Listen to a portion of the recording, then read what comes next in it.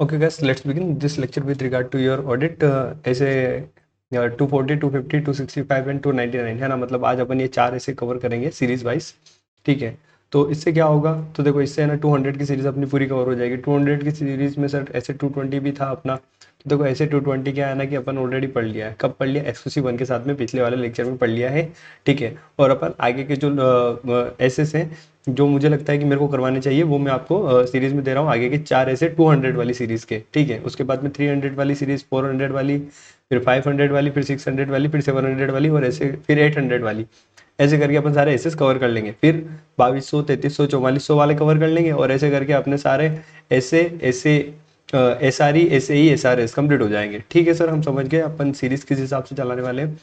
तो आगे बढ़ो, तो आगे बढ़ते हैं। तो अपन क्या देखेंगे अभी? अपन देखेंगे ऐसे 240। ठीक है, तो ऐसे 240 पे आते हैं। ऐसे 240 क्या होता है? Auditor responsibility relating to fraud in audit of a financial statement. इसके बाद कौन सा ऐसे देखेंगे? तो इसके बाद में देखेंगे अपन ऐसे 250 क्या होता है? Considerations of law and regulation in audit of a financial statement. Okay sir, ठीक है। फिर 265 कौन सा है? तो communicate deficiency in internal control to TCWG and management. ठीक है, मतलब कोई भी डेफिशिएंसी वगैरह होती है तो अपन इंटरनल कंट्रोल के अंदर तो अपन टीसीडब्ल्यूजी मैनेजमेंट को बताते हैं। और ऐसे 299 जॉइंट ऑडिट के ऊपर होता है। देखो मैं बता देता हूँ, ठीक है। ये जॉइंट ऑडिट से रिलेटेड है, joint audit of financial statement. Okay sir, ठीक है। अपन ये चार एसेस पढ़ेंगे, तो मतलब एक साथ एक ही सीरीज में पढ़ लेंगे क्या? तो ठीक है, मैं अपने एंड से पॉज करूंगा थोड़ी थोड़ी देर में ऐसे बताने के बाद में, लेकिन ठीक है आपको तो वीडियो पूरी मिल जाएगी। ओके सर, स्टार्ट करते हैं। तो मैं थोड़ा सा इसको एडजस्ट कर लेता हूँ, ठीक है, ताकि आपको देखने में प्रॉब्लम नहीं आए। ठीक है, ठीक है, बराबर दिख रहा है ना?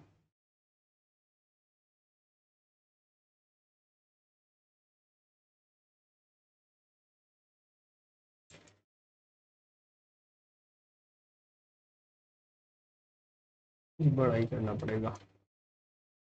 ओके ठीक है, तो ये बराबर हो गया है। तो auditor responsibility in relation to fraud in audit of a financial statement, ये अपने ऐसे का नाम है, ऐसे 240। बात करते हैं इंट्रोडक्शन की। तो मिस स्टेटमेंट क्या होता है? तो देखो मिस स्टेटमेंट यानी गड़बड़ होती है। गड़बड़ कैसे हो सकती है? दो तरीके से हो सकती है। एरर हो सकता है, फ्रॉड हो सकता है। एरर क्या होता है? एरर होता है मतलब जानबूझ के नहीं करते, गलती से हो गया। ठीक है, उसी को तो अपन एरर बोलते हैं कि ठीक है एरर हो गया। पर फ्रॉड क्या होता है? फ्रॉड जानबूझ के करते हैं। ठीक है, तो एरर होता है हमारा अनइंटेंशनल एक्ट, फ्रॉड होता है हमारा इंटेंशनल एक्ट। ठीक है, इंटेंशनल एक्ट कौन करता है? फ्रॉड कौन करता है? तो बाय एम्प्लॉय मैनेजमेंट या फिर टीसीडब्ल्यूजी। ठीक है, मतलब या तो एम्प्लॉय करेंगे, या फिर जो मैनेजमेंट होगा वो करेगा, या फिर दोस्त चार्ज विद गवर्नेंस टीसीडब्ल्यूजी करेंगे। ठीक है, क्यों करेंगे? टू ऑब्टेन इलीगल एडवांटेज, उनको कोई ना कोई इलीगल एडवांटेज चाहिए, दैट्स वाई वो क्या करेंगे? फ्रॉड करेंगे।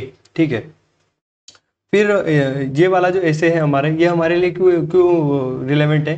तो मतलब हमारे लिए कैसे रिलेवेंट है? तो हम क्या करते हैं, जो फाइनेंशियल स्टेटमेंट है, जो जिसके जिसके अंदर फ्रॉड हो रखा है, जो रिलेटेड टू फ्रॉड है, वो ऑडिटर के लिए रिलेवेंट होते हैं। ठीक है, मतलब अपने ऐसे का नाम अपन देख रहे हैं ना, auditor responsibility relating to fraud in audit of a financial statement. ठीक है, तो ये फ्रॉड के लिए ही बना है ऐसे 240। तो इसीलिए हमारे जो फाइनेंशियल स्टेटमेंट जो कि रिलेटेड टू फ्रॉड है वो रिलेवेंट टू ऑडिटर होते हैं। ठीक है, मतलब ऑडिटर के लिए रिलेवेंट होते हैं। ओके सर, ठीक है, यहाँ तक हम समझ गए। ठीक है, फिर कौन से कितने टाइप के फ्रॉड्स ऑडिटर के लिए रिलेवेंट होते हैं? तो टू टाइप्स के फ्रॉड ऑडिटर के लिए रिलेवेंट होते हैं। एक तो होता है फ्रॉडुलेंट फाइनेंशियल रिपोर्टिंग, जिसको हम एफएफआर बोलते हैं।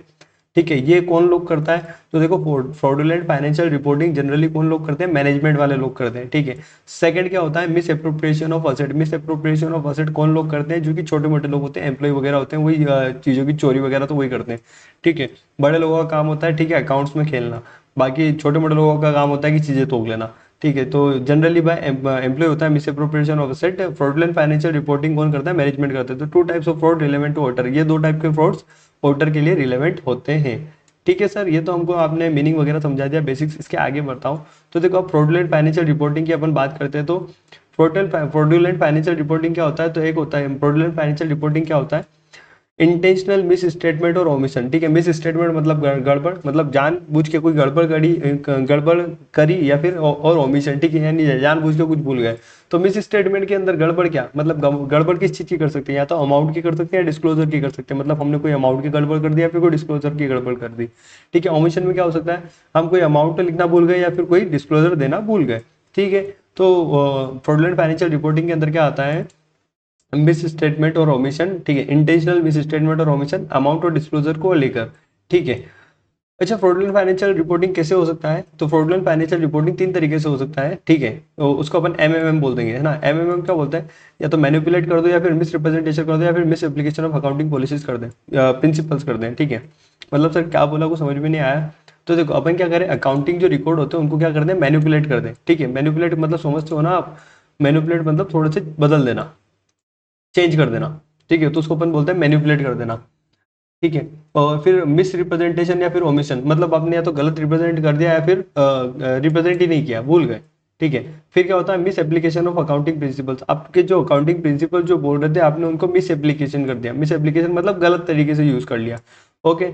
तो फ्रॉडलेंट फाइनेंशियल रिपोर्टिंग 3 तरीके से हो सकती है, एमएमएम, मैनिपुलेशन, ठीक है, मिस रिप्रेजेंटेशन और misapplication of accounting principles, ठीक है। फिर क्या होता है, देखो, fraud can be committed by overriding control using techniques such as, ठीक है। फ्रॉड है ना कमिट करेंगे मैनेजमेंट, कैसे करेंगे, ओवरराइडिंग कंट्रोल यूजिंग टेक्निक्स, ठीक है। मतलब ओवरराइडिंग कंट्रोल मतलब कंट्रोल्स को मतलब क्या कर देंगे, ये ब्रीच कर देते हैं।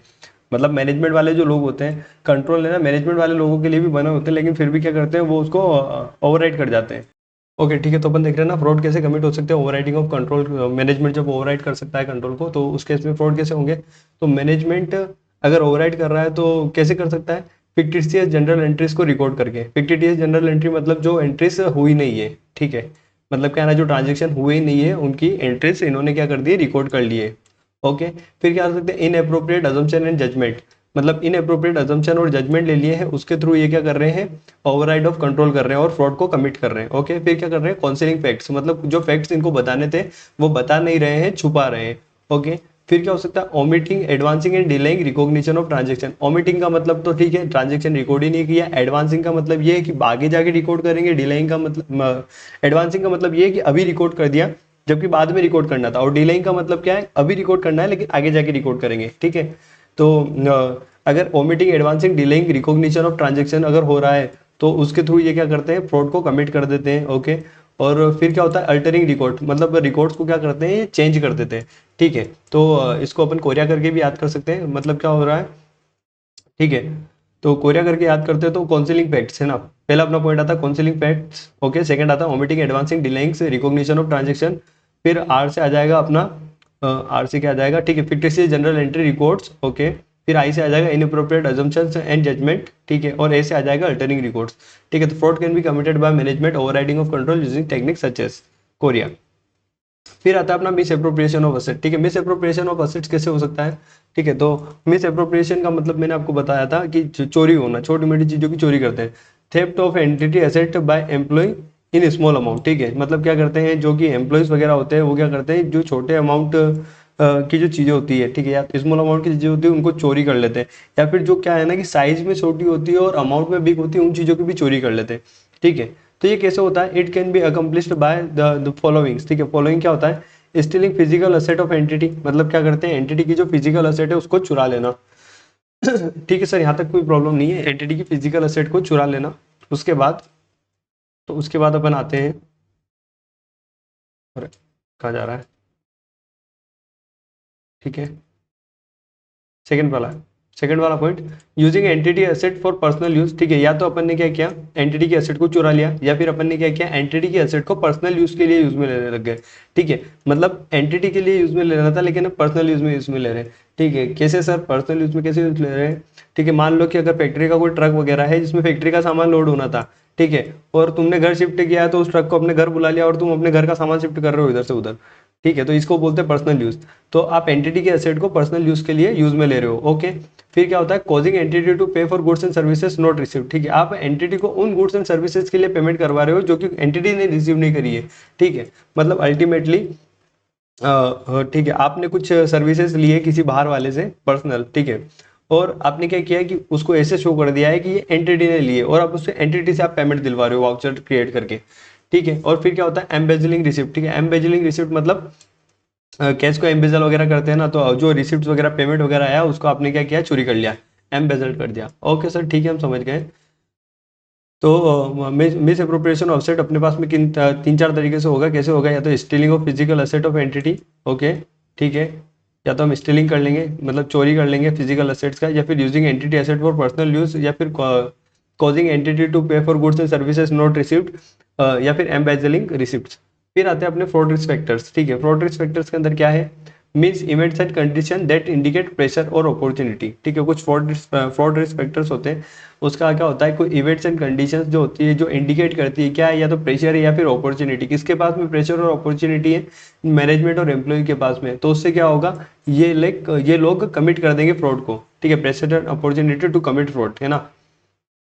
मतलब इन लोगों के पास में फ्रॉड रिस्क फैक्टर क्या होते हैं कि एक इवेंट्स और कंडीशन ऐसी आ गई है जो कि इंडिकेट कर रही है कि भाई या तो प्रेशर पड़ रहा है या फिर अपॉर्चुनिटी है। ठीक है, प्रेशर क्या मतलब, ठीक है हाई प्रेशर पड़ रहा है तो उस केस में अपन फ्रॉड कर देंगे, या फिर क्या है ना कि कोई अपॉर्चुनिटी मिल गई है तो अपन फ्रॉड कर देंगे। अपॉर्चुनिटी मतलब ठीक है ना यार, मेरे को चांस मिल गया, अगर चांस मिल गया है तो अपन ठीक है चांस पे डांस मार देते हैं ना, चांस पे डांस मार ले, ऐसा वाला काम है।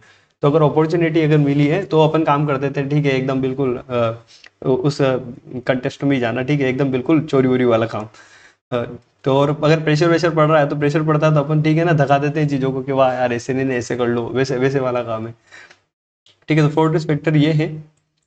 फिर क्या होता है, fraud risk factor classify according 3 condition. ठीक है, फ्रॉड रिस्क फैक्टर तीन कंडीशन के अंदर हो सकते हैं। कैसे हो सकते हैं, या तो प्रेशर हो गया, अपॉर्चुनिटी हो गया, फिर एटीट्यूड या फिर रेशनलाइजेशन जिसको बोलते हैं अपन।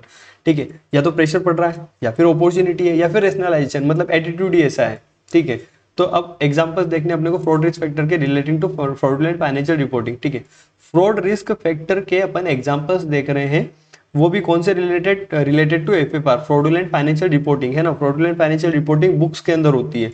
यहाँ पे अभी मिस एप्रोप्रिएशन ऑफ असेट की बात नहीं करें, फ्रॉडुलेंट फाइनेंशियल रिपोर्टिंग की बात कर रहे हैं, मतलब बुक्स के अंदर अपन चोरी करने की बात कर रहे हैं, या फिर कोई प्रेशर वगैरह उसके अंदर अपन मिस रिप्रेजेंटेशन की बात कर रहे हैं एक तरीके से।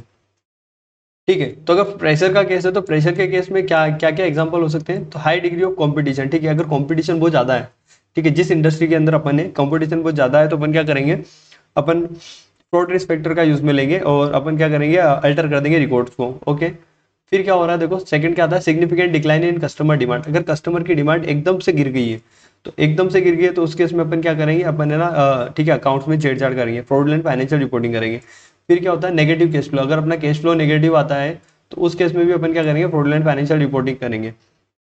फिर क्या होता है, need to obtain financing to stay competitive. ठीक है, अगर आपको फाइनेंस की जरूरत हो गई है, ठीक है फाइनेंस यानी पैसों की जरूरत हो गई है कॉम्पिटिटिव रहने के लिए, तो उस केस में आप क्या करोगे, फ्रॉडुलेंट फाइनेंशियल रिपोर्टिंग करोगे। सर ये क्यों करते हैं हम, मतलब ये फाइनेंस फाइनेंस के लिए, तो देखो ऐसा है ना कि अगर आपके पास में अगर फाइनेंस अच्छे से, मतलब अपने आपके रिकॉर्ड्स अच्छे नहीं होंगे, ठीक है आपका फाइनेंशियल स्टेटमेंट वगैरह अच्छा नहीं होगा, तो बैंक आपको लोन अच्छी नहीं देगी, अच्छे से नहीं देगी, मतलब देगी नहीं, या तो या फिर क्या देगी तो हाई रेट ऑफ इंटरेस्ट से देगी।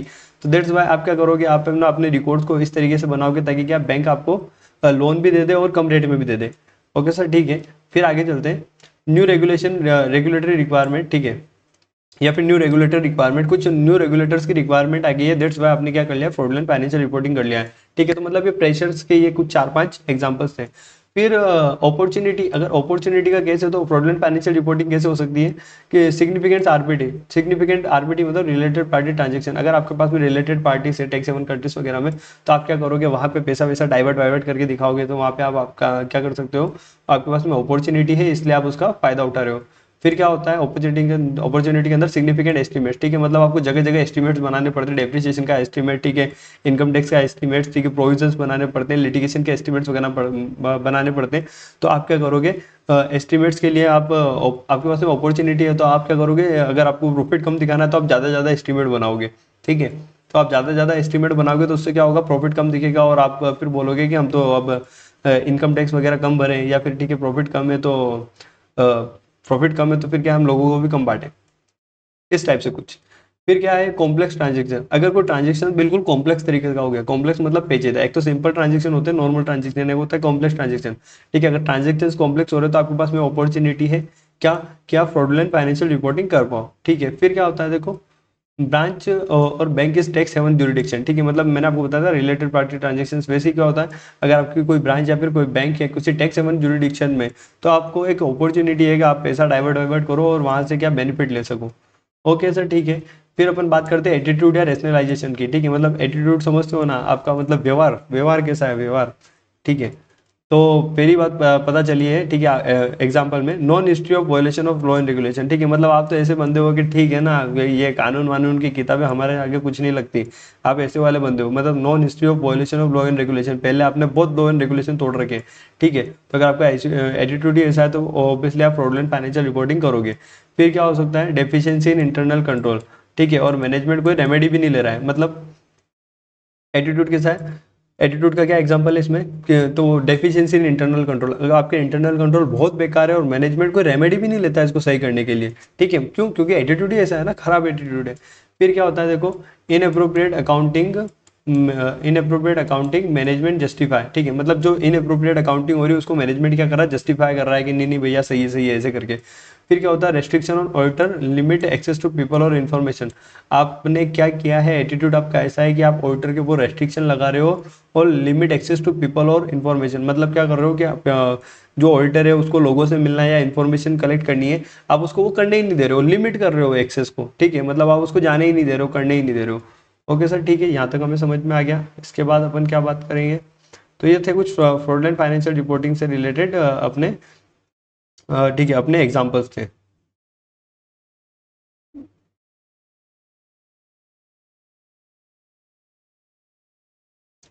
ठीक है, इसको भी अपन थोड़ा सा और सेंटर में ले लेते हैं,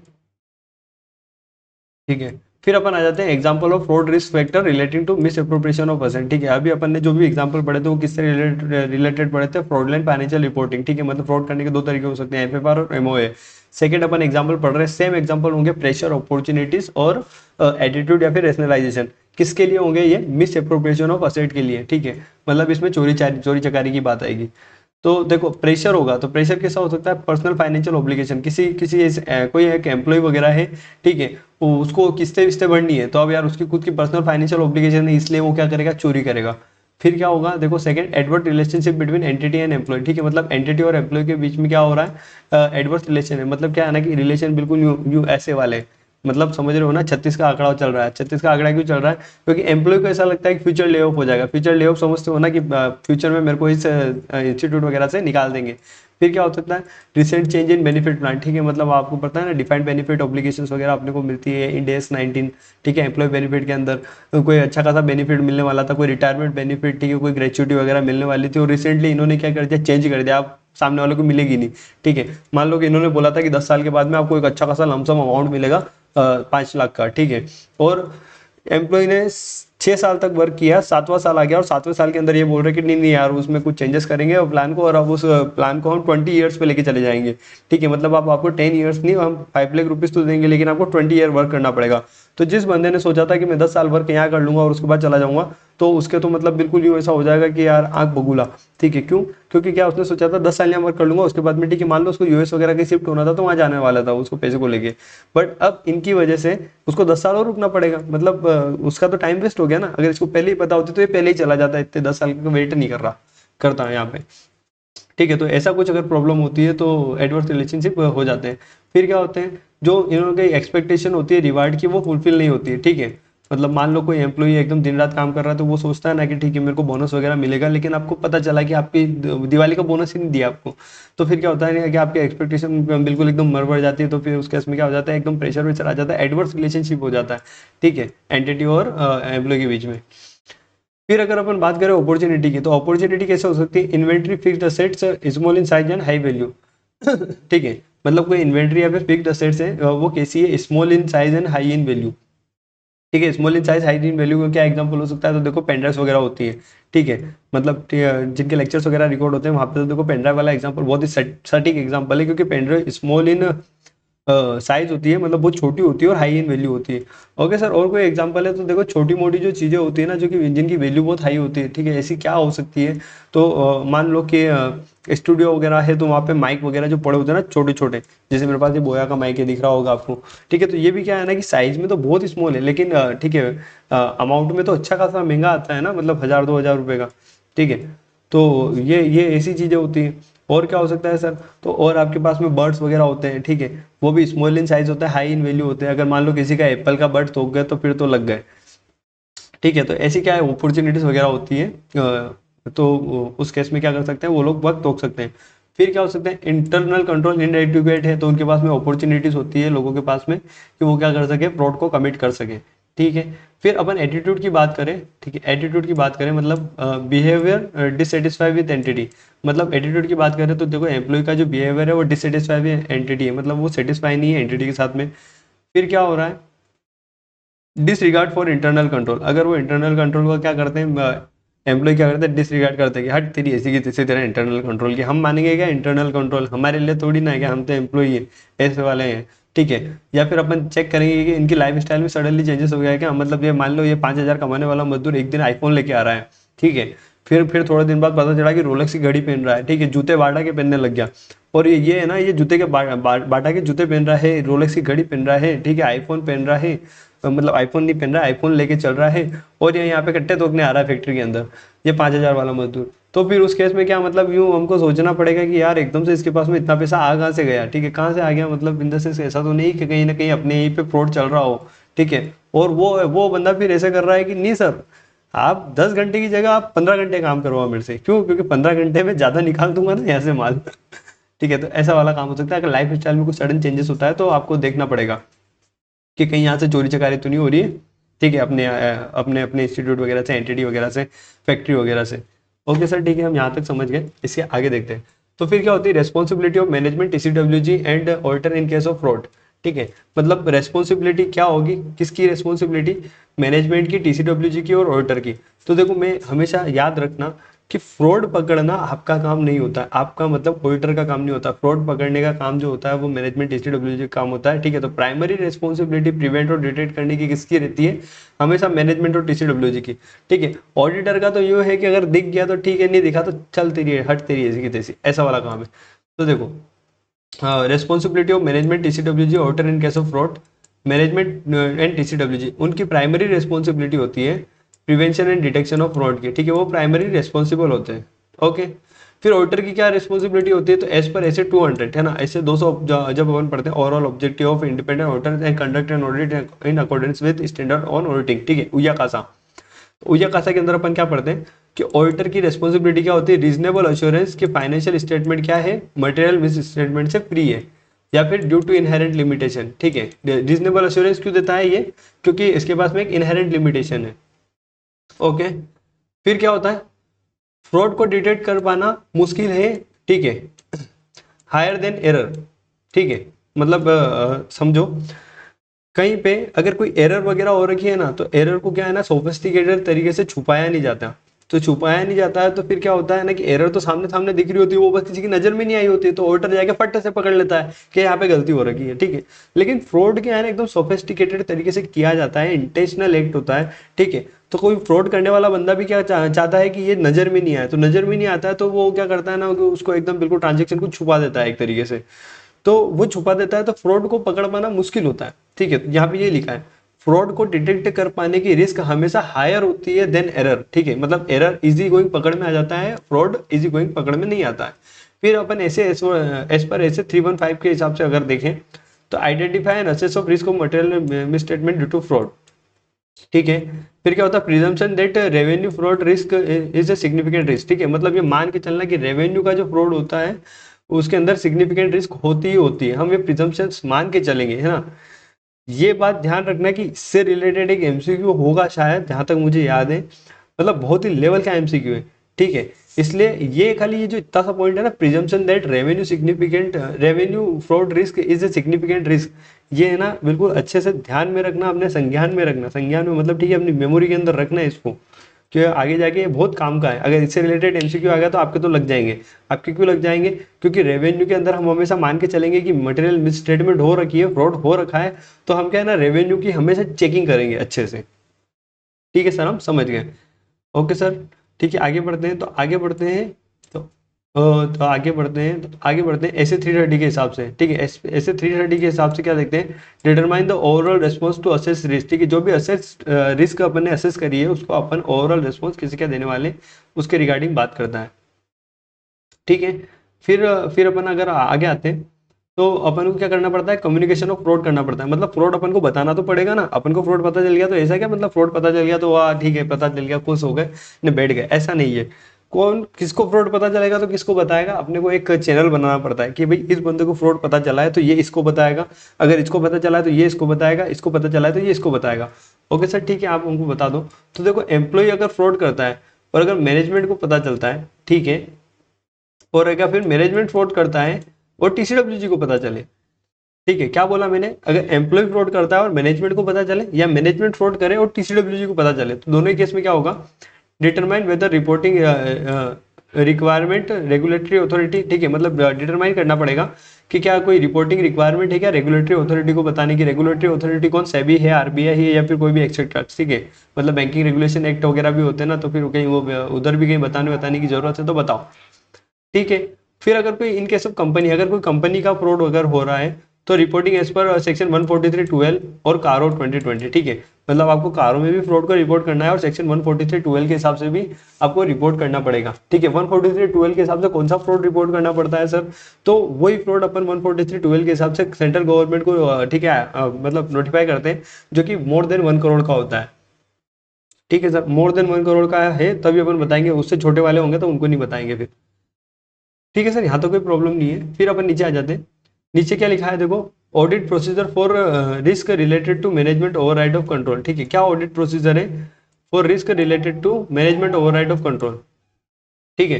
तो अपन क्या देखेंगे, जनरल एंट्री अप्रोप्रिएटनेस चेक कर लेंगे, जनरल एंट्री की अप्रोप्रिएटनेस मतलब वो सही तो है, अकाउंटिंग एस्टिमेट की बायसनेस को चेक कर लेंगे कहीं बायस तो नहीं है, transaction out the normal course of business, ठीक है, तो इवेल्युएट बिजनेस रेशनल, ठीक है, अगर कोई ट्रांजेक्शन से नॉर्मल कोर्स ऑफ बिजनेस से बाहर का है तो फिर अपन को उसका रेशनल चेक कर लेंगे, मतलब वो बराबर तो है ना, ठीक है। ये कहाँ से आए हैं, तो ये पीछे से ही उठ के आए हैं कि ये फ्रॉड को कमिट कर रहा था ना मैनेजमेंट, ठीक है, ओवरराइड ऑफ कंट्रोल के थ्रू, तो फिर अपन ऑडिट प्रोसीजर क्या लगाएंगे, कैसे करेंगे, तो उन्होंने क्या बोला था फर्स्ट में कि 50 जनरल एंट्रीज पास करेंगे तो फिर अपन उसकी अप्रोप्रिएटनेस को चेक करेंगे, ये अकाउंटिंग एस्टिमेट को मतलब ठीक है बायस तरीके से काम करेंगे, अकाउंटिंग एस्टिमेट को अपने मन से बना लेंगे तो अपन उसको चेक करेंगे, ठीक है, ये कॉम्प्लेक्स ट्रांजेक्शन रिकॉर्ड करेंगे तो वही लिखा है यहाँ पे, transaction outside the normal course of business है तो अपन उसको अच्छे से इवेल्युएट करें, ठीक है, कॉम्प्लेक्स ट्रांजेक्शन है तो अच्छे से इवेल्युएट करें, तो इससे क्या हो जाएगा, फ्रॉड नहीं हो पाएगा, फ्रॉड होगा तो पकड़ में आ जाएगा।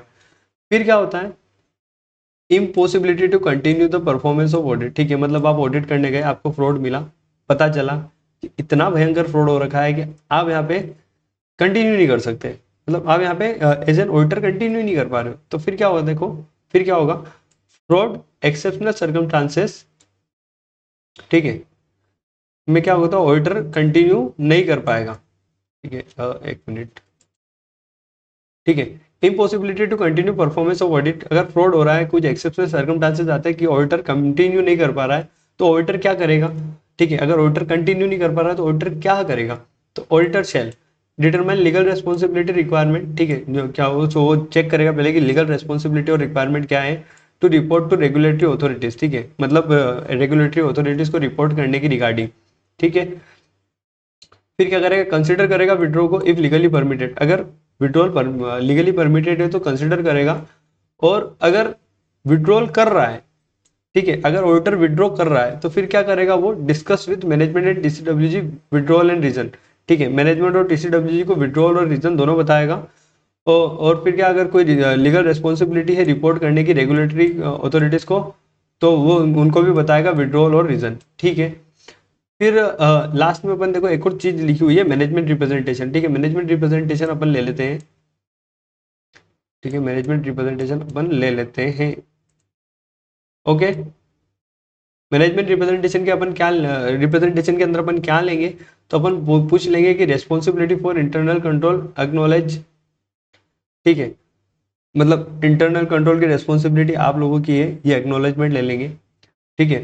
फ्रॉड और suspected fraud knowledge disclosure to auditor, ठीक है, डिस्क्लोज टू ऑडिटर मतलब क्या है ना कि कोई भी फ्रॉड है हो रखा है ऑलरेडी या फिर कोई सस्पेक्टेड फ्रॉड है तो आपने उसको क्या किया है, डिस्क्लोज कर दिया ऑडिटर को, ठीक है।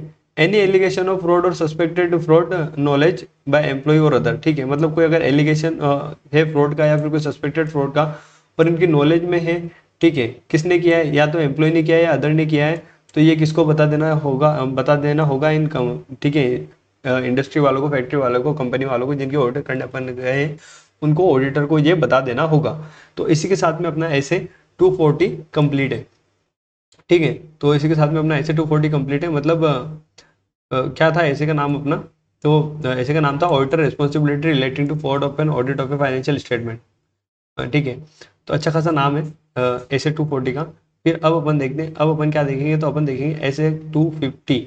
ऐसे 250 क्या बोलता है, ठीक है, तो ऐसे 250 बोलता है consultation of law and regulation in audit of a financial statement. देखो, मैं लिटरली आपको एक चीज बता रहा हूँ, लिटरली एक चीज क्या बता रहे हो सर, कि आप जब नाम पढ़ोगे ना, तो ये ऐसे नंबर पढ़ोगे और ऐसे के नाम पढ़ोगे ना, तो आपको नाम याद नहीं होंगे। ठीक है। आप एक बार पढ़ोगे, बिल्कुल भी नहीं, रिवाइज करोगे तब भी नहीं, फिर रिवाइज करोगे तब भी नहीं। ठीक है। बट धीरे धीरे ना, आप एक चीज नोटिस करोगे कि आपको विथ नंबर नाम भी याद हो गए, जैसे कि उनके अंदर का कंटेंट भी याद हो गया है।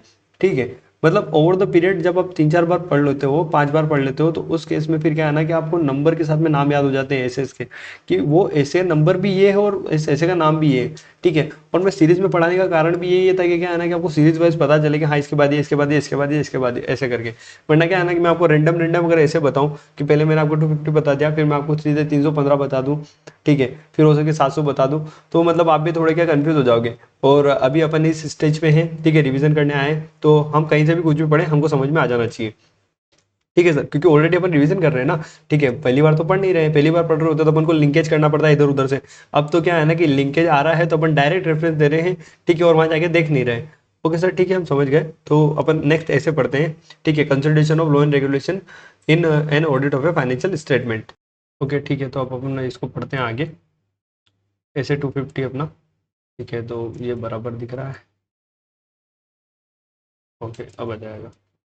ऐसे 250 है ना। ऐसे 250 इंट्रोडक्शन क्या बोलता है, auditor responsibility low and regulation consider compliance और नोट। ठीक है, मतलब क्या है, अच्छे से समझाता हूँ।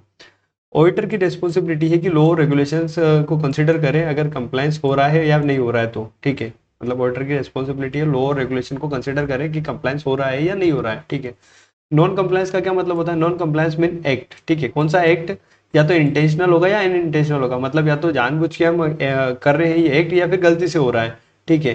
क्या कैसा एक्ट, जो कि लॉ रेगुलेशन के कॉन्ट्रारी, कॉन्ट्रारी मतलब अगेंस्ट है। ठीक है। तो ऐसा एक्ट जो कि कॉन्ट्रारी है, अगर वो इंटेंशनली या अनइंटेंशनली हो रहा है, तो कहीं ना कहीं नॉन कंप्लायंस हो रहा होगा।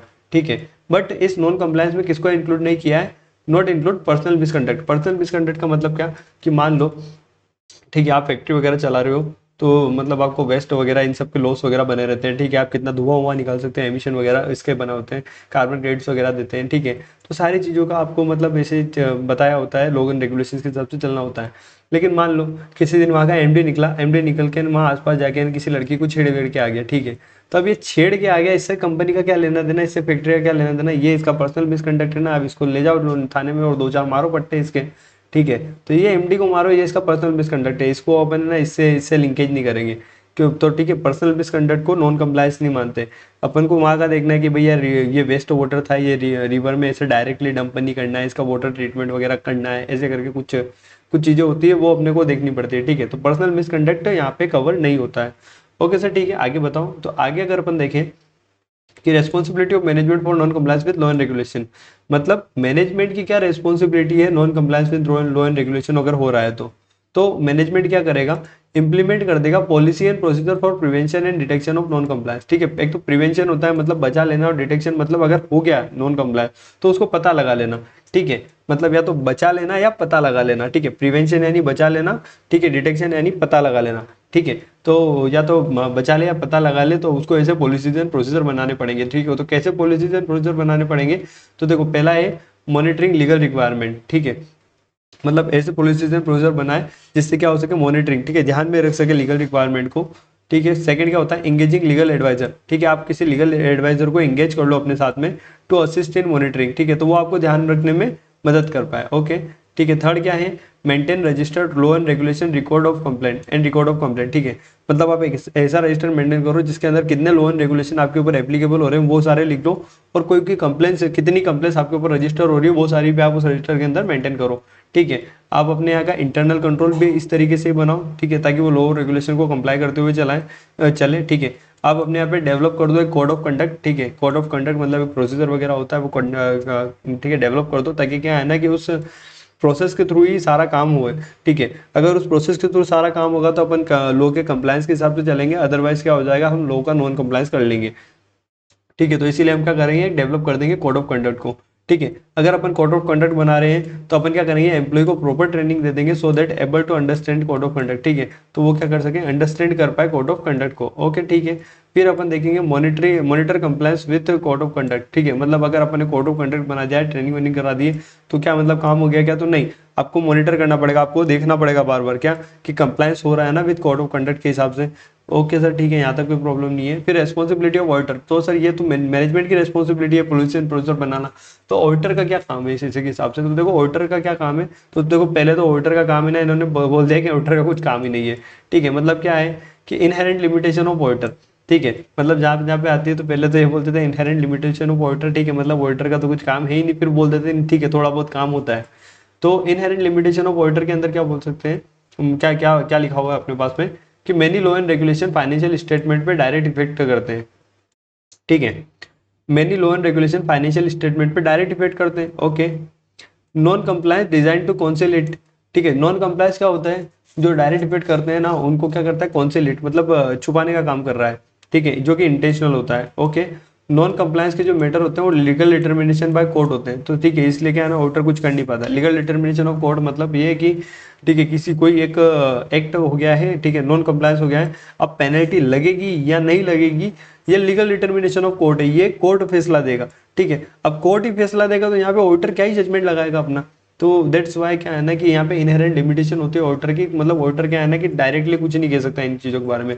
लेकिन फिर सर अपन ऐसे पढ़ रहे हैं तो अपने कुछ तो रेस्पॉन्सिबिलिटी दी होगी ना, तो ऑब्वियसली अपने को रेस्पॉन्सिबिलिटी दी है, ऑडिटर की रेस्पॉन्सिबिलिटी क्या है, ठीक है। तो relating to law and regulation direct and material effect on financial statement, ठीक है। ऑडिटर की रेस्पॉन्सिबिलिटी उन लॉ एंड रेगुलेशंस के लिए जिनका क्या है डायरेक्ट इफेक्ट है किसके ऊपर, फाइनेंशियल स्टेटमेंट के ऊपर, या फिर मटेरियल इफेक्ट है, ठीक है। मटेरियल मतलब इंपॉर्टेंट हैवी इफेक्ट होता है, ठीक है। कौन से लॉ एंड रेगुलेशन के थ्रू होता है, तो एग्जांपल अपन देख सकते हैं टैक्स के थ्रू हो सकता है, लेबर लॉस के थ्रू हो सकता है, या फिर एक्सेट्रास, ओके सर, ठीक है, यहाँ तो कोई प्रॉब्लम नहीं है। तो इसके आगे अपन देखते हैं, अगर एज पर ऐसे 3.5 के हिसाब से चले तो अपन जब अंडरस्टैंडिंग लेते हैं तो ऑब्टेन अंडरस्टैंडिंग ऑफ, ठीक है, किसकी अंडरस्टैंडिंग लेंगे अपन, legal and regulatory framework applicable on entity, ठीक है, जो भी लीगल और रेगुलेटरी फ्रेमवर्क एप्लीकेबल होंगे एंटिटी के ऊपर वो, ठीक है। हाउ एंटिटी कंप्लाई, एंटिटी उनको कैसे कंप्लाई कर रही है, ओके। और फिर क्या देखें, obtain sufficient appropriate audit evidence regarding compliance, ठीक है। आपको क्या करना है, ऑब्टेन करने sufficient appropriate audit evidence regarding compliance, की कंप्लायंस हो रहा है या नहीं हो रहा है। फिर अगर अपन आगे जाते हैं तो अपन देखते हैं relating to other law and regulation, ठीक है। मतलब जो अदर लॉ एंड रेगुलेशन है उनके regarding not have direct effect, ठीक है। नॉट हैव डायरेक्ट इफेक्ट का मतलब उनका कोई डायरेक्टली इफेक्ट नहीं है फाइनेंशियल स्टेटमेंट के ऊपर, ठीक है। मतलब उससे फाइनेंशियल स्टेटमेंट अफेक्ट नहीं हो रहे डायरेक्टली, लेकिन इनडायरेक्टली हो रहे हैं क्या, तो ऑब्वियसली हो रहे हैं, ठीक है। मान लो इनडायरेक्टली कैसे हो रहे हैं, ठीक है। तो अगर आपकी फैक्ट्री में कोई एक बच्चा काम कर रहा है, ठीक है, जिसकी एज लेस देन 18 है, ठीक है, मतलब एक माइनर अगर चिल्ड्रन काम कर रहा है तो ठीक है, आपके ऊपर फिर चाइल्ड लेबर का लॉ लगेगा, ठीक है। मतलब चाइल्ड लेबर के अंदर आपके तो लग गए, ठीक है। और चाइल्ड लेबर मतलब एक ऐसी चीज़ है कि फिर मतलब पता चला कि यार अब है ना, मतलब फाइनेंशियल स्टेटमेंट पर डायरेक्ट तो इसका इफेक्ट नहीं आया, पर इनडायरेक्टली ऐसा इफेक्ट आ गया कि भाई फैक्ट्री बंद हो गई, ठीक है। तो इस वजह से क्या है ना कि ऐसे लॉ एंड रेगुलेशंस भी होते हैं जिनका क्या होता है डायरेक्टली इफेक्ट नहीं होता फाइनेंशियल स्टेटमेंट के ऊपर, बट इनडायरेक्टली हो सकता है, ओके सर, ठीक है, यहाँ तक कोई प्रॉब्लम नहीं है। तो अपन आगे देखते हैं, ठीक है। तो अब अपन आगे देखते हैं, पहला तो अपन ने देख लिया, फिर सेकंड अपन देखते हैं all law and regulation related to non compliance detect कर पाना ऑडिटर के लिए एक्सपेक्ट नहीं होता है, ठीक है। मतलब क्या कहना चाह रहे हो सर कि ऑल लॉ एंड रेगुलेशन, जितने भी लॉ एंड रेगुलेशन हैं सारे के सारे जो फैक्ट्री वगैरह कंपनी वगैरह के ऊपर एप्लीकेबल हो रहे हैं, जो कि रिलेटेड टू नॉन कंप्लायंस है, जो मतलब जिनका क्या है जो भी लॉ एंड रेगुलेशन थे जिनका नॉन कंप्लायंस हुआ है, उनको डिटेक्ट कर पाना ऑडिटर के लिए पॉसिबल है क्या, तो नहीं है, ठीक है। इससे ऑडिटर से इतना एक्सपेक्ट करते भी नहीं है कि आप सारे लॉ एंड रेगुलेशंस का नॉन कंप्लायंस का आप डिटेक्ट कर लो, ऐसा हम एक्सपेक्ट करते भी नहीं है, ठीक है। फिर अपन और आगे आते हैं, तो और आगे अपन क्या पढ़ते हैं, for other laws auditor responsibility क्या होती है, identity non compliance material effect on financial statement, ठीक है। मतलब अदर लॉस के लिए क्या बोला है कि ऑडिटर की रिस्पॉन्सिबिलिटी सिर्फ इतनी है कि वो आइडेंटिफाई कर ले, क्या आइडेंटिफाई कर ले कि जो कि कोई नॉन कंप्लायंस हुआ है तो उस नॉन कंप्लायंस का अगर कोई मटेरियल इफेक्ट है फाइनेंशियल स्टेटमेंट के ऊपर तो वो इतना आइडेंटिफाई कर ले तो इतने में चल जाएगा। बाकी नॉन कंप्लायंस हो रहे तो होने दो, उससे ऑडिटर को क्या लेना देना। ठीक है, फिर अपन आते हैं ऑडिटर परफॉर्म फॉलोइंग प्रोसीजर। ठीक है, ऑडिटर कुछ फॉलोइंग प्रोसीजर को परफॉर्म करेगा। क्या फॉलोइंग प्रोसीजर को परफॉर्म करेगा? Inquiry on management and TCWG.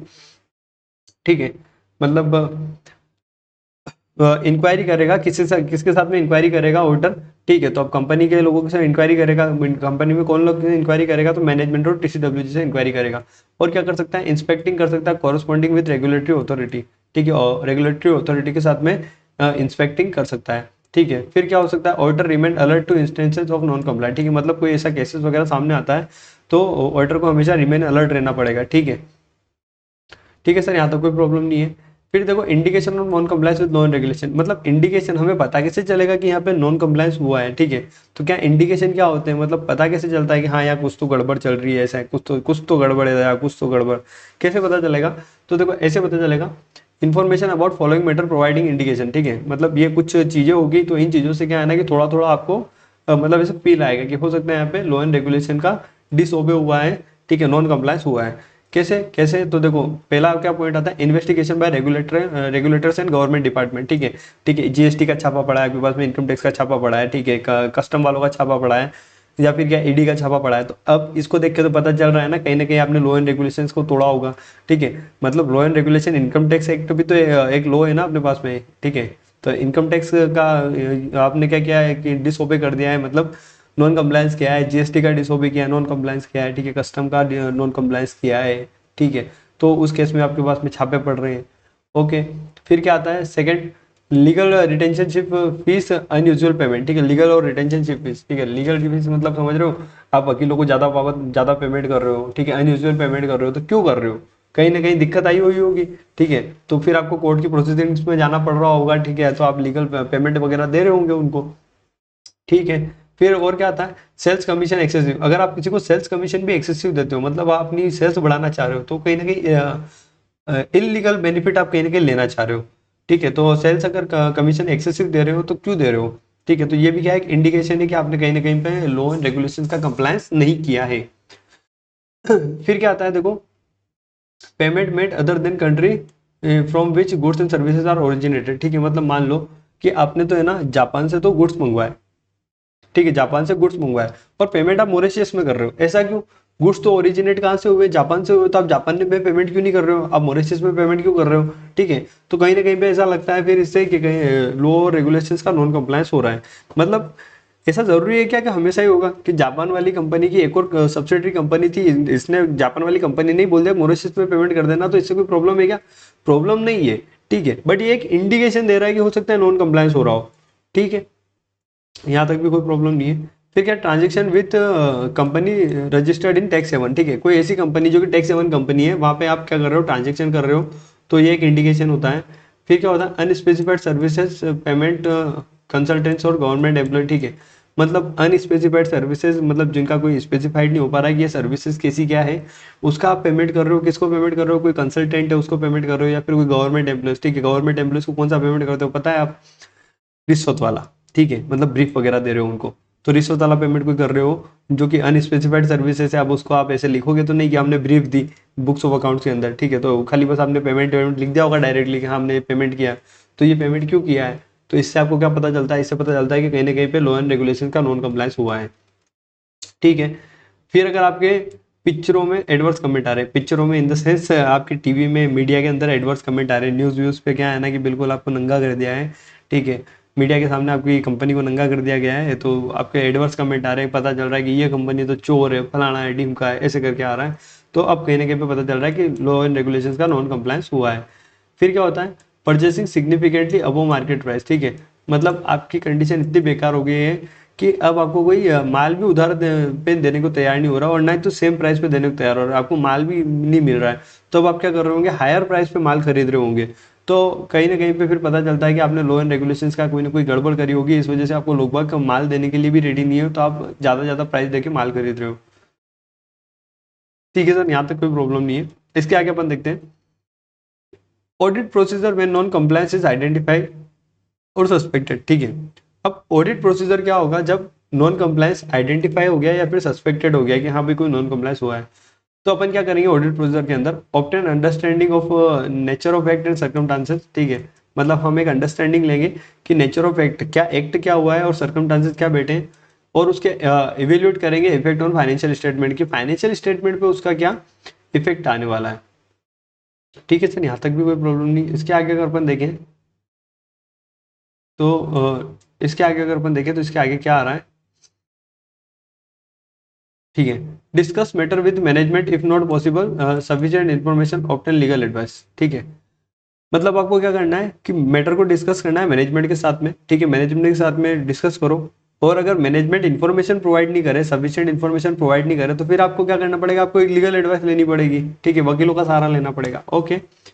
फिर क्या होता है, if sufficient information can not be obtain evaluate effect on auditor opinion as per S 705, ठीक है। और अगर आपको फिर भी सफिशिएंट इन्फॉर्मेशन नहीं मिल रही है, तो अब आप क्या करोगे, आप है ना क्या करो, अपने ओपिनियन को इवेल्युएट करो। ओपिनियन को इवेल्युएट करो मतलब मान लो कि अब आपको सफिशिएंट अप्रोप्रिएट ऑडिट एविडेंस नहीं मिल रहे ना, तो फिर उस केस में क्या करोगे, तो उस केस में आपको रिपोर्ट मॉडिफाई करनी पड़ेगी ऐसे 705 के हिसाब से, ठीक है सर, हम समझ गए।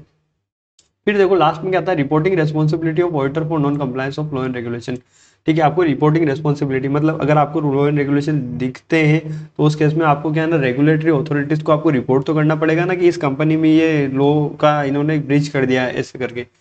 तो रिपोर्टिंग टू टीसीडब्ल्यूजी, आपको टीसीडब्ल्यूजी को बताना है अगर नॉन कंप्लायंस होते हैं और जिन पे ऑडिटर का अटेंशन जाता है, तो communicate other than clearly in consequence, ठीक है। ठीक है सर, यहाँ पे समझ में आ गया।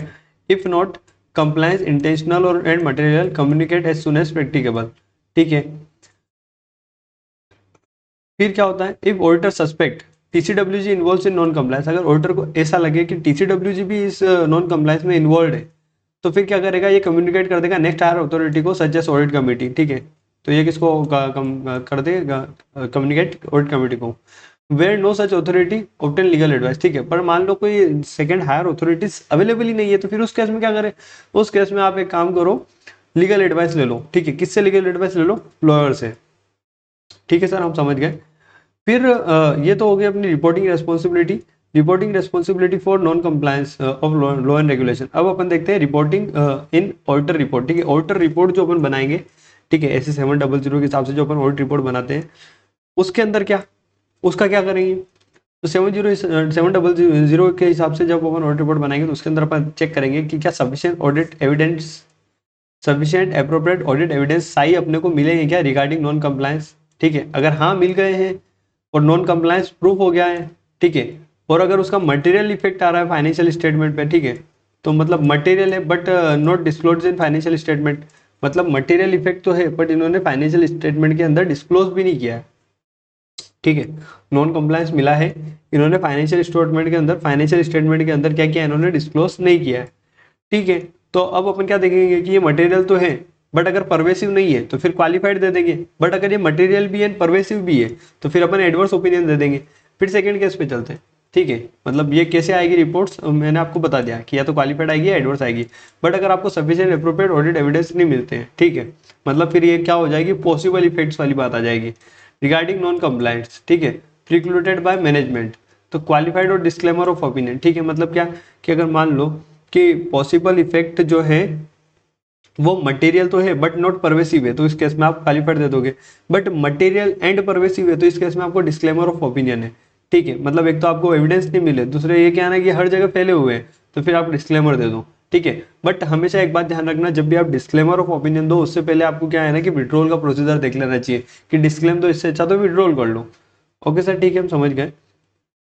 लास्ट क्या लिखा है, reporting to regulatory and enforcement authority, ठीक है।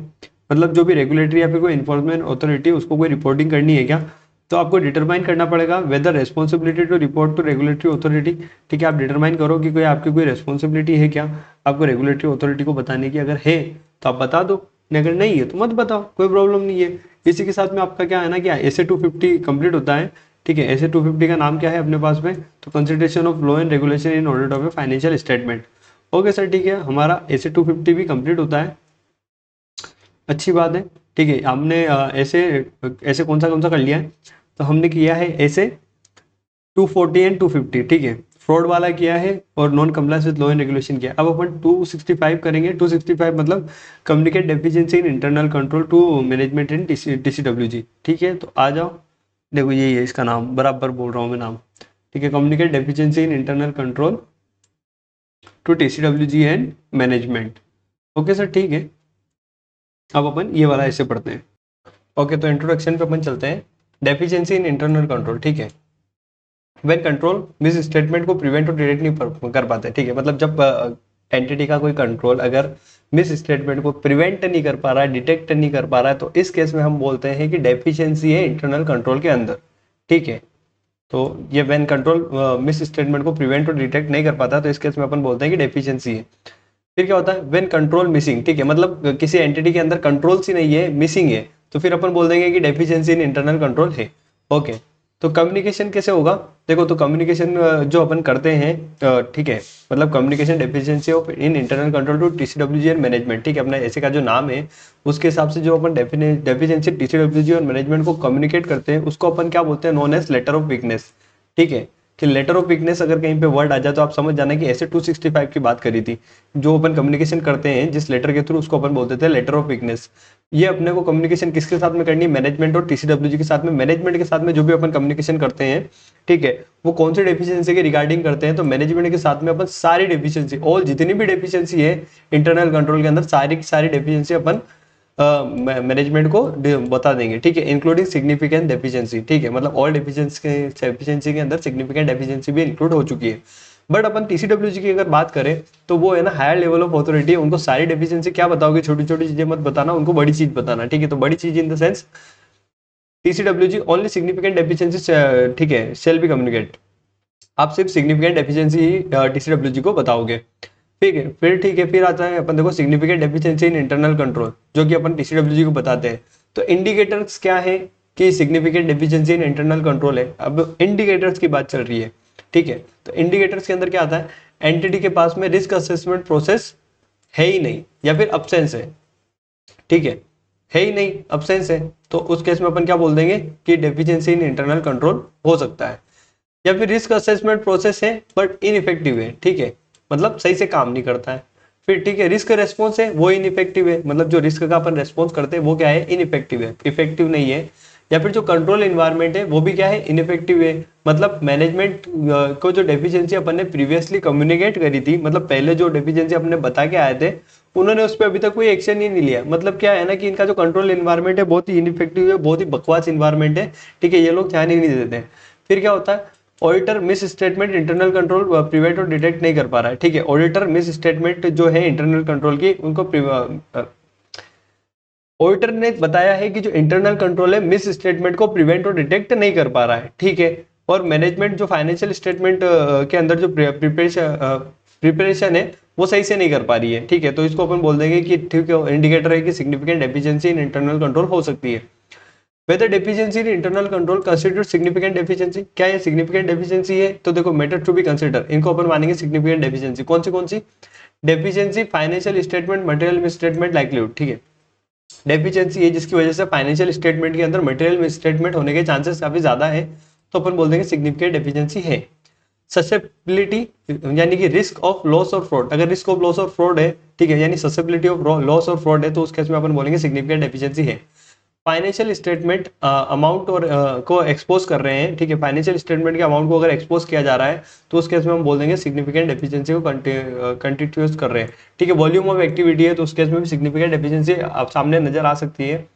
एस्टिमेट जो कैलकुलेशन वगैरह होती है कॉम्प्लेक्स है, कॉम्प्लेक्स जो होती है उन केस में कंट्रोल्स अपने पास अवेलेबल नहीं है। ठीक है, एक्सेप्शंस आइडेंटिफाई हो रही है, मतलब ठीक है हम कुछ बोल रहे थे काम का और सामने ठीक है रिजल्ट कुछ और आ रहा है, तो उस केस में अपन को एक्सेप्शन सामने आ रही है, तो ऑब्वियसली डेफिशिएंसी होगी कहीं ना कहीं। Interaction of deficiency with other deficiency, कि जो कोई डेफिशिएंसी है उनका अदर डेफिशिएंसी के साथ में इंटरेक्शन हो रहा है, तो इस केस में इंटरनल कंट्रोल में सिग्निफिकेंट डेफिशिएंसी है।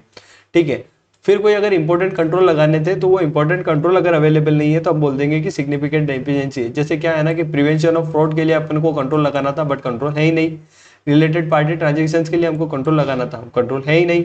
Outside normal course of business के लिए जो ट्रांजेक्शन्स होते थे उनके लिए कंट्रोल लगाना था बट कंट्रोल है ही नहीं। ठीक है, तो ये कुछ मैंने एग्जांपल्स बताया आपको सिग्निफिकेंट डेफिशिएंसी के। ओके, फिर अपन आते हैं matter to be communicated regarding deficiency in internal control. ठीक है, matter to be communicated regarding deficiency in internal control, कुछ मैटर से आपको कम्युनिकेट करने पड़ेंगे डेफिशिएंसी के रिगार्डिंग। ठीक है, तो auditor include in communication, auditor क्या इंक्लूड करेगा अपने कम्युनिकेशन में, तो description of deficiency and their potential effect, जो भी डेफिशिएंसी है उसका डिस्क्रिप्शन दे देगा और उसके जो भी पोटेंशियल इफेक्ट्स है उसका डिस्क्रिप्शन दे देगा। फिर क्या आता है, sufficient information to enable management TCWG understand deficiency. ठीक है, सफिशिएंट इन्फॉर्मेशन दे देगा जिससे मैनेजमेंट और टीसीडब्ल्यूजी को अंडरस्टैंड हो सके डेफिशिएंसी के बारे में। फिर ऑडिटर को कुछ पॉइंट्स केप्ट इन माइंड रखने हैं। ठीक है, मतलब अपने ध्यान में रखने, अपने माइंड के अंदर रख के चलना है। Important point to be kept in mind, क्या, area of weakness and offer suggestions or improvement. ठीक है, मतलब आपको एक तो एरिया ऑफ वीकनेस बताने हैं और साथ में आपको ऑफर सजेस्ट करने हैं इंप्रूवमेंट के लिए कि आप कैसे डेफिशिएंसी को इंप्रूव कर सकते हैं अपने इंटरनल कंट्रोल के अंदर। आपको ओनली वीकनेस ही डिस्कस करनी है। ठीक है, लेटर मैनेजमेंट के लिए एक वैल्यूएबल डॉक्यूमेंट होगा, क्यों, फॉर रिव्यूइंग सिस्टम, वो अपने सिस्टम को रिव्यू कर पाए इसलिए। ठीक है, तो आपको उस लेटर को उस हिसाब से देना है। और management able to minimise liability. ठीक है, आप लेटर ऑफ वीकनेस उनको दोगे, ठीक है, डेफिशिएंसी के रिगार्डिंग, तो उससे क्या होगा, मैनेजमेंट क्या कर पाएगा, मिनिमाइज कर पाएगा अपनी लाइबिलिटी को। कैसे मिनिमाइज कर पाएगा, ठीक है, तो वो डेफिशिएंसी को देखेगा, डेफिशिएंसी को देखने के बाद में वो उस पर एक्शन लेगा, उस डेफिशिएंसी को कम करने की कोशिश करेगा और उससे क्या होगा, उनका जो वर्क फ्लो है वो काफी अच्छा चलता रहेगा। ठीक है, उनका इंटरनल कंट्रोल अच्छा चलेगा, तो उससे क्या होगा, उनको फालतू की लाइबिलिटीज बियर नहीं करनी पड़ेगी इन फ्यूचर। ओके सर, ठीक है, तो इसी के साथ में अपना ऐसे 265 communication of deficiency of in internal control to management and DCWG complete होता है। अब इसी के साथ में अपन अब नेक्स्ट स्टैंडर्ड पढ़ेंगे, कौन सा, joint audit of financial statement. ठीक है, joint audit of financial statement अपने पास में सिर्फ एक पेज का स्टैंडर्ड है। इसके अंदर क्या सारी चीजें कवर हो जाएगी, सारी चीजें कवर हो जाएगी, उसके बाद कुछ पढ़ना है मत पढ़ना। ठीक है, मत पढ़ना, क्यों मत पढ़ना, ठीक है, तो खाली क्वेश्चन देख लेना। क्वेश्चन ऑलवेज आपको सारे चैप्टर्स के ही देखने हैं। ठीक है, क्वेश्चन मैंडेटरी है, बट क्वेश्चन के अलावा सर कुछ, तो क्वेश्चन के अलावा आप नहीं देखोगे तो चलेगा। ठीक है सर, यहाँ तक आ गए हैं ऐसे 299 joint audit of financial statement. Okay, तो ऐसे 299 joint audit of financial statement. ठीक है, जॉइंट ऑडिट, ठीक है, अच्छा ऐसे है और ध्यान में रखना है ऐसे 299। इंट्रोडक्शन क्या होता है कि joint audit of financial statement by 2 और मोर ऑडिटर्स और ऑडिट फर्म। ठीक है, मतलब कोई ऐसी कोई कंपनी है, जैसे मान लो रिलायंस वगैरह है। ठीक है, तो अगर अच्छी खासी बड़ी कंपनी है, तो रिलायंस एक बड़ी कंपनी है, तो उसके इसमें मान लो कि 2 ऑडिटर एक साथ में आ रहे हैं। 2 ऑडिटर कौन, ठीक है, E&Y एंड PwC। ठीक है, दोनों मिलके एक साथ में ऑडिट कर रहे हैं, तो उसको बोलेंगे वो जॉइंट ऑडिट के अंदर कवर होगी क्या, तो ऑब्वियसली होगी। अच्छा, 2 या 2 से ज्यादा भी हो सकते हैं क्या, मतलब 3 हो सकते हैं क्या, तो हो सकता है ना, E&Y PwC और KPMG, ये 3 मिला के कर ले। ठीक है, वरना सर इससे भी ज्यादा हो सकता है क्या, तो एक और काम करो, E&Y PwC KPMG and Deloitte, चारों को मिला दो, चारों को मिला दो। ठीक है, तो ये चारों मिला के भी ऑडिट कर सकती है क्या, तो उसको भी अपन जॉइंट ऑडिट ऐसे 299 के हिसाब से डील करेंगे। ठीक है, ठीक है सर, हम समझ गए।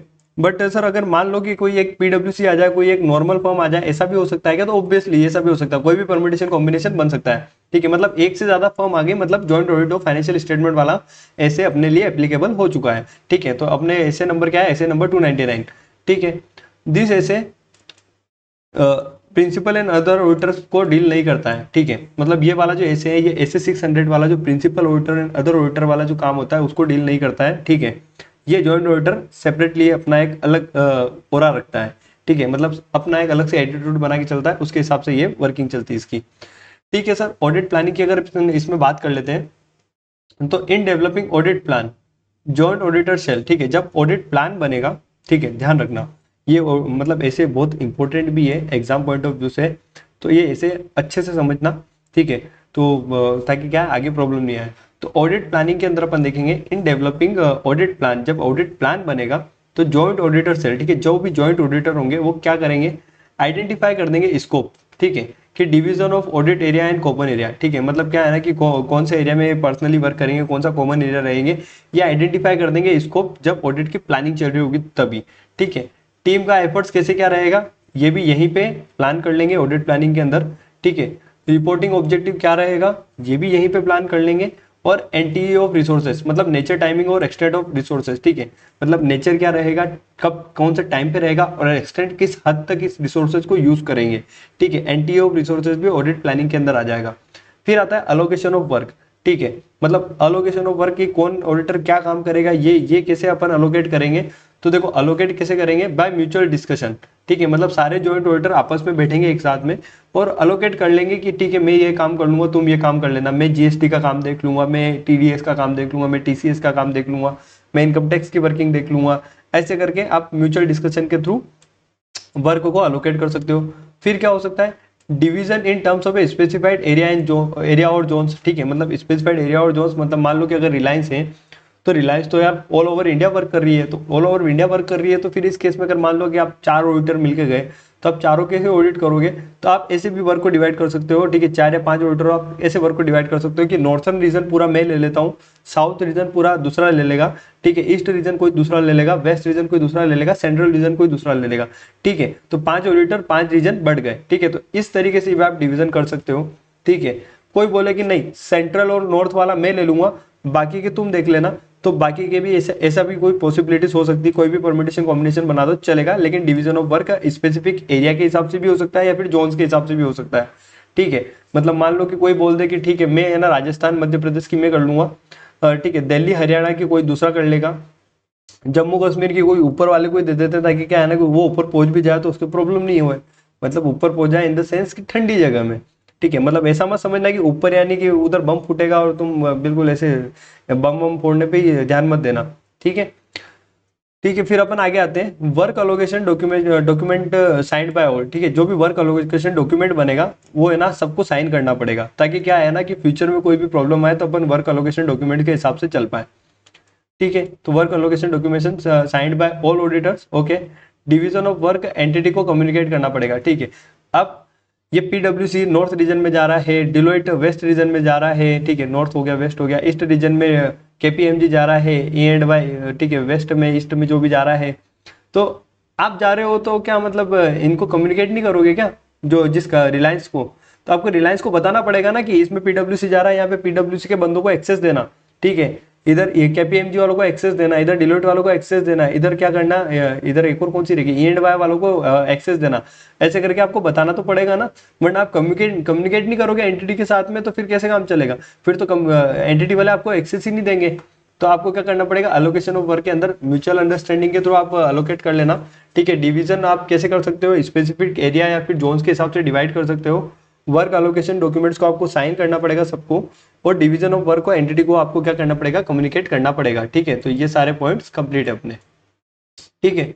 फिर अपन आते हैं responsibility and coordination among joint auditor. Responsibility, ठीक है, रेस्पॉन्सिबिलिटी यानी जिम्मेदारी, कोऑर्डिनेशन, ठीक है, कोऑर्डिनेशन मतलब एक दूसरे के साथ में कम्युनिकेशन, अमंग जॉइंट ऑडिटर, ठीक है। तो कैसा होगा, etch joint auditor responsible only for work allocated, ठीक है, हर बंदा उस काम के लिए रेस्पॉन्सिबल होगा जो उसको मिला होगा। अगर मैं कहीं का ऑडिटर हूं, मतलब मान लो मैं राजस्थान का ऑडिटर हूं, तो मैं राजस्थान के वर्क के लिए ही क्या हूं, रेस्पॉन्सिबल हूं। अगर मेरे को कोई बोल दे कि नहीं सर आप चंडीगढ़ के वर्क के लिए आप रेस्पॉन्सिबल हो, तो मैं बोल दूंगा ना, हाथ खड़े कर दूंगा कि देखो साइन किया था डॉक्यूमेंट, वहां पे मैंने स्पेसिफिकली बोला था कि राजस्थान का वर्क ही करूंगा, सिर्फ चंडीगढ़ के वर्क जिसने किया आप उससे बात करो, ऐसे करके, ठीक है सर, कोई प्रॉब्लम नहीं है, ठीक है। फिर एक पॉइंट आता है all joint auditor jointly and severally responsible for, ठीक है, ये एक इंपॉर्टेंट क्वेश्चन बनता है अपना, ठीक है। तो मतलब क्या होना कि ऑल जॉइंट ऑडिटर, जितने भी जॉइंट ऑडिटर्स हैं वो रेस्पॉन्सिबल होंगे ज्वाइंटली भी एंड सेवरली भी। कब होंगे, ठीक है, तो जो कभी अगर उन्होंने कोई वर्क को डिवाइड नहीं किया, जो देखो वर्क डिवाइड क्रॉस मार रखा है ना, तो मतलब work not divided and carried out by all, ठीक है, अगर ऐसा कोई वर्क आता है जो कि इन्होंने डिवाइड नहीं किया था और इन्होंने क्या किया था, उसको सबने मिलके किया था उस वर्क को, तो फिर ये तो सारे ज्वाइंटली लायबल होंगे उस वर्क के लिए, रेस्पॉन्सिबल होंगे, ठीक है। फिर अगर कोई कॉमन एरिया था जहाँ पे डिसीजन टेकन बाय ऑल हो गया, ठीक है, मतलब planning of nature timing extent of audit procedure के केस में कोई कॉमन एरिया था जहाँ पे डिसीजन सारे ऑडिटर्स ने मिलके लिया है उसकी प्लानिंग के लिए, मतलब planning of nature timing extent of audit procedure के लिए, तो उस केस में सारे ऑडिटर जॉइंटली लायबल होंगे, ठीक है, सेवरली लायबल नहीं होंगे, जॉइंटली लायबल होंगे, सब लायबल होंगे उसके लिए, ठीक है। तो एक नोट है इसके अंदर ध्यान रखना हमेशा कि फॉर अप्रोप्रिएटनेस ऑफ प्लानिंग, ठीक है, प्लानिंग की अप्रोप्रिएटनेस के लिए जॉइंटली लायबल होंगे, ठीक है, जॉइंटली रिस्पॉन्सिबल होंगे, क्योंकि जब प्लानिंग करते हैं तो सब साथ मिलके प्लानिंग करते हैं। बट जब एग्जीक्यूशन की बात आती है तो एग्जीक्यूशन में अपन ने जो डॉक्यूमेंट बना रखा है उसके हिसाब से अगर मालूम पड़ा कि यहाँ पे तो पीडब्ल्यूसी वाले जाने वाले थे, तो अब उस एग्जीक्यूशन के लिए सिर्फ वो पीडब्ल्यूसी ही लायबल होगी, ठीक है। तो एग्जीक्यूशन के लिए कैसे होता है, ये इंडिविजुअली रेस्पॉन्सिबिलिटी होती है, बट प्लानिंग के लिए, प्लानिंग की अप्रोप्रिएटनेस के लिए जॉइंटली रिस्पॉन्सिबल होते हैं। ओके सर, ठीक है। थर्ड वाला पॉइंट क्या बोलता है, matter other joint auditor notice by one of them and on which agreement. ठीक है, मतलब ऐसा कोई मैटर है जो क्या है ना कि किसी जॉइंट ऑडिटर के, कोई ऐसा मैटर है जो किसी ऑडिटर के ध्यान में आया, उसने देखा, ठीक है, उसने क्या किया, उसने सबको बता दिया कि देखो यहाँ पे है ना ऐसे ऐसे ऐसे हो रखा है, ठीक है, और उस पे सब मिलके अब डिसीजन ले रहे हैं, तो फिर उस केस में क्या वो ठीक है, अकेला बंदा लायबल होगा क्या, रिस्पॉन्सिबल होगा? नहीं, उस केस में फिर जॉइंटली सब लायबल हो जाएंगे, यानी कि रेस्पॉन्सिबल। ठीक है, लायबल बोल रहा हूँ, इसका मतलब आप रेस्पॉन्सिबल से समझना है ना कि वो रेस्पॉन्सिबल हो जाएंगे उस केस में, उस वर्क के लिए। ठीक है, फाइनेंशियल स्टेटमेंट के प्रेजेंटेशन एंड डिस्क्लोजर के लिए सारे के सारे जॉइंट ऑडिटर लायबल होंगे। ठीक है, मतलब वही वापस वही बात आ जाएगी, जब मैं लायबल बोलूँ आप रेस्पॉन्सिबल से रिप्लेस कर देना। फाइनेंशियल स्टेटमेंट का प्रेजेंटेशन एंड डिस्क्लोजर के लिए सारे के सारे ऑडिटर क्या होंगे, रेस्पॉन्सिबल होंगे। क्यों? क्योंकि फाइनेंशियल स्टेटमेंट अपन को पता है ना शेड्यूल 3 के हिसाब से बनता है, ठीक है, कंपनी एक्ट के हिसाब से, तो और इंड एस के हिसाब से जो बनता है वो, ठीक है, शेड्यूल के हिसाब से, तो उसके हिसाब से ही बनना चाहिए। अगर उसमें कोई फेरबदल हुई, ठीक है, तो उसके लिए फिर एक ऑडिटर लायबल नहीं होगा, सारे के सारे जॉइंटली ऑडिटर लायबल हो जाएंगे। ओके, फिर अपन आते हैं फिफ्थ पॉइंट, ऑडिट रिपोर्ट। ठीक है, जो ऑडिट रिपोर्ट अपन को इश्यू करनी रहती है इस पर ऐसे 700 के हिसाब से, उसके लिए भी कौन लायबल होगा, तो उसके लिए भी सारे के सारे जॉइंट ऑडिटर लायबल होंगे। क्यों? क्योंकि उसका फॉर्मेट चेंज नहीं कर सकते अपन, दैट्स वाई। ठीक है, तो अगर किसी ने फॉर्मेट चेंज किया और दूसरों ने देख लिया और ध्यान नहीं दिया, तो उस केस में फिर जॉइंटली लायबल होंगे। ठीक है, सेपरेटली कोई लायबल नहीं होता है। फिर एक और पॉइंट आता है अपना रेस्पॉन्सिबिलिटी के अंदर ही, each joint auditor entitled to assume that other joint auditor carried their work as per SA, therefore no review. ठीक है, हम कभी जॉइंट ऑडिट के केस में अगर जाते हैं, ठीक है, मतलब बैंकिंग के केस में भी होता है ना, एक से ज्यादा ऑडिटर होते हैं, तो मतलब इस केस में क्या होता है कि हम ये मान के चलेंगे कि अगर मैं मान लो कि मैं जीएसटी का वर्क कर रहा हूँ और किसी दूसरे बंदे ने टीडीएस का वर्क किया है, तो क्या मैं अगर ऐसे बड़ी फर्म हूँ, मैं पीडब्ल्यूसी की तरफ से जा रहा हूँ और मान लो वो क्या है ना कि किसी सोल प्रोप्राइटरशिप की तरफ से आया था बंदा, तो क्या मैं उस सोल प्रोप्राइटरशिप वाले बंदे को वर्क को रिव्यू करूं क्या? क्यों? क्योंकि मैं बड़ी फर्म का बंदा हूं इसलिए नहीं, मेरे को ये मान के चलना पड़ेगा कि सोल प्रोप्राइटरशिप वाले बंदे ने अपना काम बहुत अच्छी तरीके से किया है, ठीक है, सारा ऐसे के हिसाब से किया है और मेरे को इसके वर्क को रिव्यू करने की जरूरत नहीं है। ठीक है, ठीक है सर, हम समझ गए, कोई प्रॉब्लम वाली बात नहीं है। ठीक है, तो मतलब ईच जॉइंट ऑडिटर, कोई भी जॉइंट ऑडिटर है उसको अदर जॉइंट ऑडिटर को वर्क को रिव्यू नहीं करना है, उसको ये मान के चलना है कि ये इन्होंने जो अपना वर्क कैरी किया है ये एज पर ऐसे किया हुआ है। फिर क्या आता है, रिपोर्टिंग बाय जॉइंट ऑडिटर। ठीक है, तो जनरली क्या होता है कि आप कॉमन ऑडिट रिपोर्ट देते हो। ठीक है, जनरली क्या होता है, joint auditor common audit report देते हैं, लेकिन अगर मान लो कि कोई जॉइंट ऑडिटर के केस में अगर एक से ज्यादा जॉइंट ऑडिटर है और वो लोग बोल रहे हैं कि हम 3 जने मिला के एक क्लीन रिपोर्ट देना चाह रहे हैं और एक बंदा बोल रहा है कि मैं क्वालिफाइड रिपोर्ट देना चाह रहा हूँ, तो क्या दे सकता है क्या? तो ऑब्वियसली दे सकता है। ठीक है, बस इनको क्रॉस रेफरेंसिंग देनी पड़ेगी। क्रॉस रेफरेंसिंग कैसे देंगे तो वो मैं अभी बताता हूँ इसमें। Before finalising audit report discuss and communicate each other. ठीक है, जब भी आप ऑडिट रिपोर्ट को फाइनलाइज करो तो आपको डिस्कस एंड कम्युनिकेट करना ईच अदर से। नॉर्मली क्या होता है, एग्रीड रिपोर्ट जाती है, मतलब नॉर्मली सबकी रिपोर्ट सेम जाती है। ठीक है, तो एक ही रिपोर्ट बनती है, agreed report. However if disagreement, लेकिन अगर मान लो कोई केस होता है जिसमें डिसएग्रीमेंट हो गया कि ठीक है मैं साथ में रिपोर्ट नहीं देना चाह रहा, मेरे को अपनी अलग से रिपोर्ट देनी है, तो each joint auditor shall express on opinion through separate report. ठीक है, तो इस हर जॉइंट ऑडिटर को अपना खुद का अलग ओपिनियन देना पड़ेगा अपनी सेपरेट रिपोर्ट के अंदर। ठीक है, डिसएग्रीमेंट के केस में। ठीक है, फिर joint auditor not bounded by view of majority. ठीक है, अगर आप ऐसा मत करना कि आप मेजोरिटी के व्यू के साथ चलो कि यार मेजोरिटी क्लीन रिपोर्ट दे रहे हैं, ठीक है, मतलब अनमोडिफाइड रिपोर्ट दे रहे हैं तो मैं भी अनमोडिफाइड रिपोर्ट दूं, क्योंकि मेजोरिटी मींस ऐसा वाला काम मत कर देना मेजोरिटी मींस, वरना क्या है ना कि अगर फ्यूचर में कुछ भी लोचा होता है तो फिर आप भी फंसोगे। ओके सर, ठीक है, हम समझ गए, मेजोरिटी मींस वाला काम हमको यहाँ पे नहीं करवाना है। फिर क्या होता है, audit report also made reference. ठीक है, मतलब मैंने बोला था ना क्रॉस रेफरेंसिंग देनी, तो आपको एक रेफरेंस देना है of audit report by other joint auditors. ठीक है, मतलब अगर आप क्लीन रिपोर्ट दे रहे हो तो आपको क्या है ना कि जो क्वालिफाइड रिपोर्ट वाला बंदा है उसका रेफरेंस देना है, और जो क्वालिफाइड रिपोर्ट वाला बंदा है वो क्लीन रिपोर्ट वाले का रेफरेंस दे देगा। कौन से कहाँ पे देगा? अंडर हेडिंग अदर मैटर पेरा एज पर ऐसे 706, एज पर ऐसे 706 ओएम पेरा अपन लिखते हैं ना। ठीक है, EOM para, OM para, emphasise of matter and other matters.